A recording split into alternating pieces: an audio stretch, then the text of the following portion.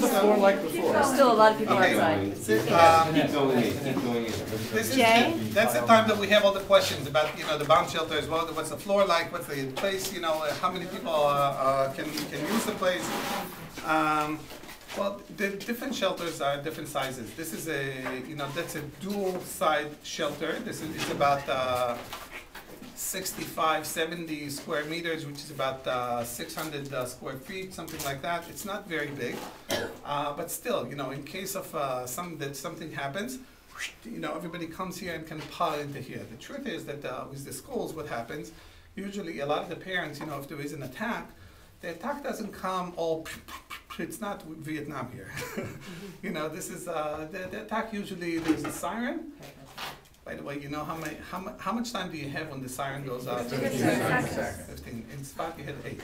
8 because it's so close, so you had 8 seconds from here. I was here, I'm a Jerusalemite, yeah? But during the war, yeah, during the war, You guys hear that? Don't need to tell Ronnie you'd be dead because you don't listen to anything. I told Ron he'd be dead. He doesn't. Not like picking up my clothes. Okay, so what happened during the war, I took 3 of my kids, my teenage kids, I asked them if they want to come help up in the north. We came here. So what happens is when the siren goes off, usually you get about 6, 7, 8, 10 rockets at a time, and then it's quiet. Why? Because they know that, our no pilot, what do you call them? Drones. Okay, so they can detect them, after a few seconds they can detect them already, so they run away. So that's what happens. And after that there's quiet. Sometimes the quiet is only for 15 minutes, sometimes for 3 hours.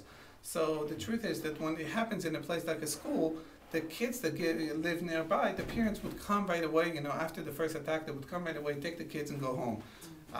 If it's something that is more serious, that takes a longer time, they would wait until the kids, it quiets down, and then they take the kids. The other parents would wait until, it's more quiet, and then the army, the civil guard, then it's not called the civil guard, it's the home front command, they would come and take the kids and take them by those armored buses. That are bulletproof. It's not rocket-proof, but still it's better. In case it falls next to the bus, the whole story. So a place like that, when they built it, you can see here the bare cement. Okay, the entire shelter was like that when before we came in. Not only that, but what we're going to do in this shelter, in order to make it a place that is going to be beautifully inhabited. First of all, you see we're putting a nice, nice floor. We're building bathrooms. That's the key point. Now bathrooms here are very difficult to build. That's why it's taken us a lot of money just for the bathrooms. Why? Because we're underground, so we have to use pumps. Yeah, we have to use pumps. So if we build another kitchenette over here, we have pumps for everything that is being used here. Not only that, but also inside and outside, we have to dig down about 3 meters, about 10 feet, just to get down. Yeah, in the rocks outside, just to get down. Concrete. Yeah, to get to the place where pumping out everything from here. So a place like that in peace times, it's going to be used as an activity room. Is it going to be a classroom? They don't need classrooms, but an activity room, maybe a computer room or something like that. If you would come here in a month, you'll see that all the walls are going to be covered with very nice, what do you call this material? Drywall. No, not drywall, but the nice material. It's like carpet. It's like carpeting, wall carpeting. Wall covering. Wall covering. Not paper, but the nice. It's like a carpet. Fabric. It's like a fabric, yeah. So you'll see, very nice fabric covering the walls here. You'll see different kind of lighting. Much better lighting that is gonna. Where's the bathrooms gonna be? Just in the interior, on the right hand side and on the left hand side.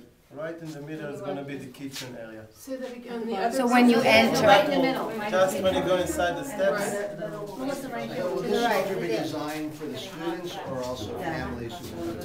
No, families have in their own buildings, their bomb shelters. So during, if the school's off, like it was 2 years ago, this is not going to be used. Okay, Unless the home front, but what happens is usually the home front command, they need spaces like that. So they would come to different schools, open up and use it for themselves. They distributed, during the war, they distributed mattresses. So they need a place to store things, or they needed, it's very hot here. By the way, the thing that is missing here is air conditioners, and this is something that, we do need a donation for that. I'm not asking you, you were very generous. But, if you know anybody who might want to, donate 2 air conditioners for the place, let me know. This is How much would that be? it's about $3,000 a piece for each room. So we have 2 rooms here. It's about $6,000 for both. So, but again, you guys were already very, very generous, and helped rebuild the place. Obviously, no expectations and no ask. Okay. That's it. That's about the shelter. I would like to show you the other shelter now. The one that is